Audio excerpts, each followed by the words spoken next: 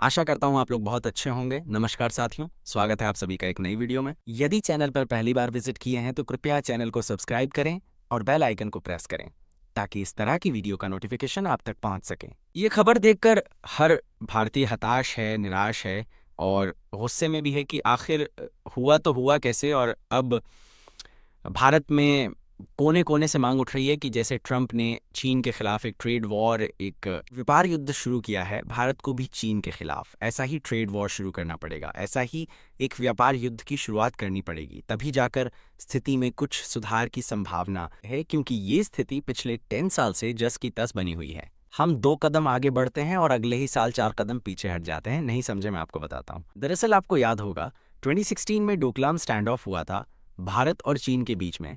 तब भारत ने चीन की कंपनियों पर एक्शन लेना शुरू किया था और हमने अपने जो मेक इन इंडिया और मेड इन इंडिया प्रोग्राम है उसे आगे बढ़ाया था, जिससे कि चीन को झटका लगा। चीन की कई कंपनियों पर बैन भी लगाया गया और चीन का ओवरऑल व्यापार भारत में घटने लगा।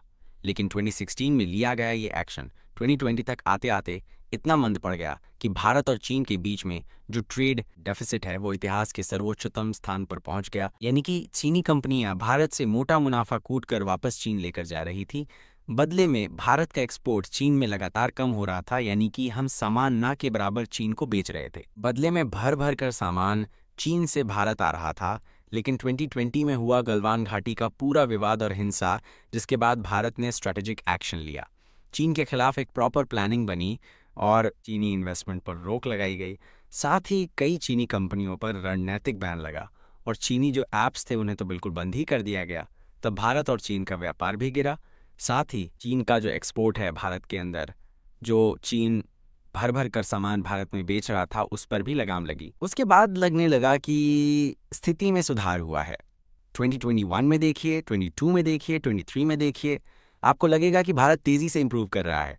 क्योंकि उस समय ना सिर्फ चीन का भारत में सामान बेचना कम हुआ, बल्कि इसका उल्टा भारत का सामान चीन में ज्यादा बेचे जाने लगा। भारत का एक्सपोर्ट चीन में बढ़ने लगा। लेकिन आज जो रिपोर्ट आई है फाइनेंशियल ईयर 2024-25 की, जो कि हाल ही में 31 मार्च को खत्म हुआ है, वो बहुत शॉकिंग है। कैसे, खुद स्क्रीन पर देख लीजिए। भारत और चीन का जो टोटल व्यापार है वो 128 अरब डॉलर पहुंच चुका है। जी हाँ, ये हाईएस्ट है। इतना ही नहीं, उससे भी ज्यादा शॉकिंग बात यह है कि व्यापार तो बहुत तेजी से बढ़ा ही है। इसके साथ साथ चीन का जो एक्सपोर्ट है ना भारत में, उसमें 25% का जंप आया है। जी हाँ, पिछले पूरे 12 महीनों में चीन ने भारत को 25% पिछले साल के मुकाबले ज्यादा सामान बेचा है। कितनी कीमत का? लगभग 113.5 अरब डॉलर का। जी हाँ, 113 बिलियन से ज्यादा का सामान चीन में भारत बेच गया। और उससे भी हैरानी की बात कि इसके बदले भारत ने कितना सामान चीन को बेचा, उसमें 15% की गिरावट है। जी हाँ, 15% हमारा एक्सपोर्ट गिर गया। करीबन $5 बिलियन की गिरावट हुई। और स्थिति ये है कि भारत सिर्फ पिछले 12 महीनों में $4.50 अरब डॉलर का सामान ही चीन को बेच पाया। इसीलिए भारत और चीन का व्यापार घाटा 100 अरब डॉलर पहुंच चुका है। इतिहास में पहली बार ऐसा हुआ है जब भारत से चीन 100 अरब डॉलर कमा कर ले गया है, सिर्फ एक साल में।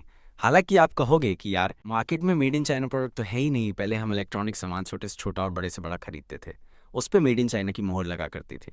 अब तो ऐसा है नहीं। अब तो ज़्यादातर सामान मेड इन इंडिया है। तो फिर चीन सामान बेच के मोटा मुनाफा ले कहाँ से जा रहा है? तो जवाब है चीन की बदली हुई रणनीति। पहले वो आम लोगों को ज़्यादा सामान बेचकर मोटा मुनाफा कमाता था। अब वो हमारी कंपनीज को सामान बेचकर मोटा मुनाफा कमा रहा है। उदाहरण के लिए, हाल ही में भारत की एक बड़ी कार कंपनी है जिसने एक बड़ी कार लॉन्च करी है जो इलेक्ट्रिक है। वो कहने को तो भारतीय कार है, लेकिन एक्चुअल में जो उस कार की जान है, यानी कि उस इलेक्ट्रिक कार की बैटरी है, उसमें जो सेल्स लगे हैं, जो वो बैटरी है एक तरीके से, वो मेड इन चाइना है।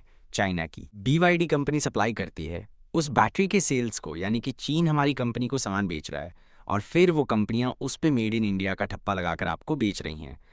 और वो कंपनी कौन सी है जिसका मैंने आपको उदाहरण दिया? नाम बहुत से लोगों को पता लग गया होगा। जिन्हें नहीं पता, आप में से कुछ लोग ऐसा करना, कमेंट में उसका नाम लिख देना, बाकी सब लोगों को भी पता लग जाएगा। लेकिन ये तो सिर्फ एक शुरुआत है। चाहे स्टील हो या अन्य प्रोडक्ट हो, लगातार भारतीय मार्केट में ठूसे जा रहे हैं और इसको लेकर अब भारत सरकार को जागना होगा, वरना ये 100 से 120, फिर 150 और फिर 200 बिलियन डॉलर का व्यापार घाटा कब पहुंच जाएगा पता भी नहीं लगेगा। और इससे भारत का खजाना भी खाली होगा और भारत की प्रतिष्ठा भी गिरेगी। लेकिन आपका सवाल होगा कि इसका इलाज क्या है? तो इलाज है, और वो है ट्रेड वॉर।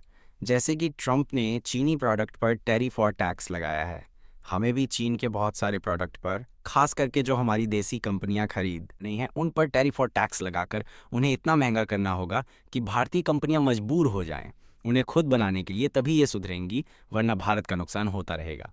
आशा करता हूं आपको हमारी तरफ से दी गई जानकारी से आप संतुष्ट होंगे। तो इस तरह की अंदरूनी खबर के लिए आप चैनल को सब्सक्राइब करके जरूर रखिएगा। मिलते हैं अगले वीडियो में, तब तक के लिए आप अपना ख्याल रखिएगा। जय हिंद, वंदे मातरम, भारत माता की जय।